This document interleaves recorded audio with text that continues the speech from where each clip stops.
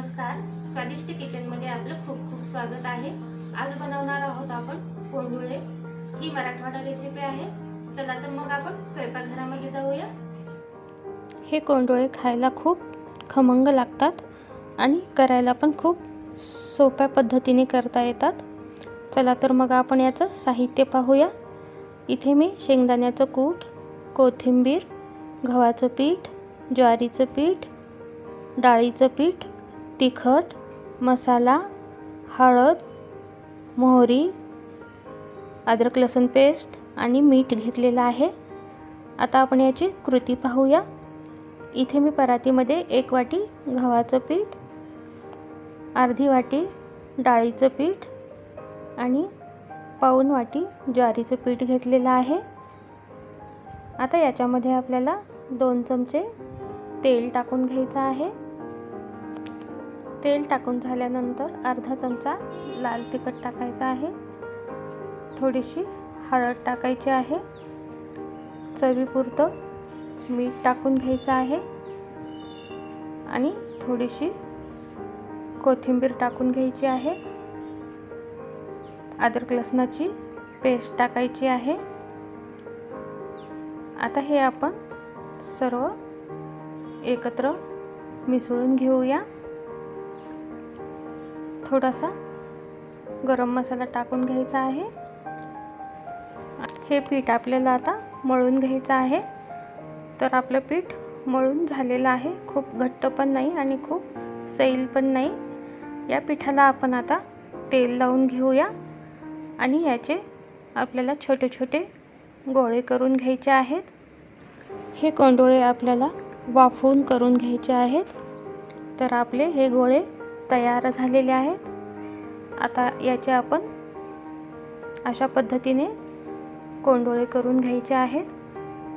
हातावर शेंगोळी वळून घ्यायची आणि त्याला गोल करून घ्यायचे आहे आणि छान चिटकवून घ्यायचे आहेत। तर आता आपले हे सगळे शेंगोळे तयार झालेले आहेत। आता इथे कढईमध्ये मी पाणी ठेवलेलं आहे आणि त्यावर चाळणी ठेवायची आहे। चाळणीला थोडंसं तेल लावून घ्यायचं आणि सर्व कोंडुळे आपण याच्यावर वाफवून घेणार आहोत।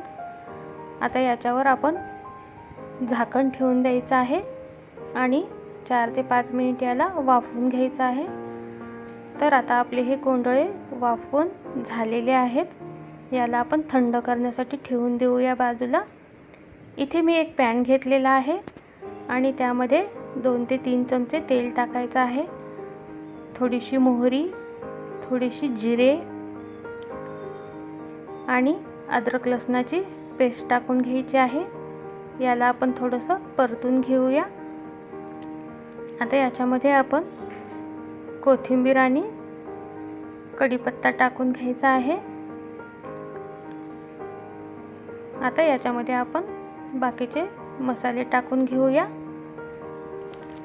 थोडीशी हळद टाकायची आहे, चवीपुरतं मीठ टाकायचं आहे, थोडंसं लाल तिखट आणि थोडासा गरम मसाला किंवा तुमच्याकडे कोणताही मसाला असेल ते टाकला तरी चालेल। आता आपण गॅस बंद करून घेऊया।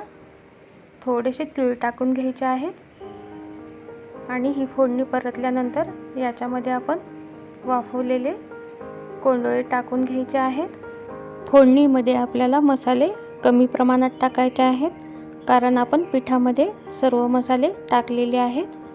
तर याच्यामध्ये आता आपल्याला हे कोंडुळे मिक्स करून घ्यायचे आहेत। ही रेसिपी करायला खूप सोपी आहे आणि पटकन होते। आता याच्यामध्ये आपल्याला 2 चमचे शेंगदाण्याचं कूट टाकून घ्यायचं आहे आणि याला पण व्यवस्थित मिक्स करून घ्यायचं आहे। हे मिक्स झाल्यानंतर याच्यावर आपण 2 मिनिट झाकण ठेवून देऊया।